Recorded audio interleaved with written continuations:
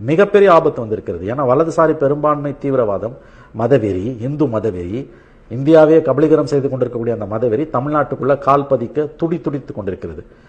அதை கவுண்டர் பண்ணணும்னா வெறுமனே தொலைக்காட்சி வாதங்களையும் சமூக வலைதளங்களையும் பேசி மட்டும் பத்தாது. அப்கோர்ஸ் அது வேணும்.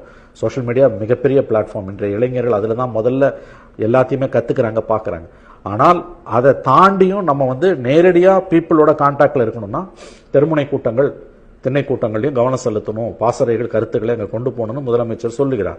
இது ஒரு நல்ல கருத்து, காலத்தே சொல்லப்பட்ட கருத்து. ஆனா அது உங்க கேள்வி, அது சாத்தியப்படுமா, கட்சிக்காரன் அதை செய்வானா அப்படின்றீங்க. செஞ்சாங்கன்னா அவங்களுக்கு நல்லது, இல்ல புத்தி வரலன்னா அதற்கான விலையை அவர்கள் கொடுப்பார்கள். ஒண்ணு மட்டும் நிச்சயம், இந்த கவர்மெண்ட் போச்சுன்னா நல்லா ஞாபகம் வச்சுக்கோங்க, திமுக கவர்மெண்ட், இந்த கவர்மெண்ட் எப்ப போனாலும் சொல்றேன், இந்த கவர்மெண்ட் வீட்டுக்கு அனுப்பப்பட்டால் அடுத்து தமிழ்நாட்டில் அமையக்கூடிய அரசு RSS பிஜேபியோட நேரடி அரசாக இருக்கும், அல்லது பிஜேபி மறைமுகமாக பெரிய அளவில் செல்வாக்கு செலுத்தக்கூடிய ஒரு அரசாக இருக்கும். எப்படி பார்த்தாலும் அந்த RSSோட இன்ஃப்ளூயன்ஸ் உள்ள கவர்மெண்டா இருக்கும். அது தமிழ்நாட்டை சவக்குழிக்கு தள்ளும் என்பது மட்டும் சத்தியம். இந்த புரிதல் திமுகவுக்கும் இருக்கணும், மற்ற மதசார்பற்ற சக்திகளுக்கும் இருக்கணும்.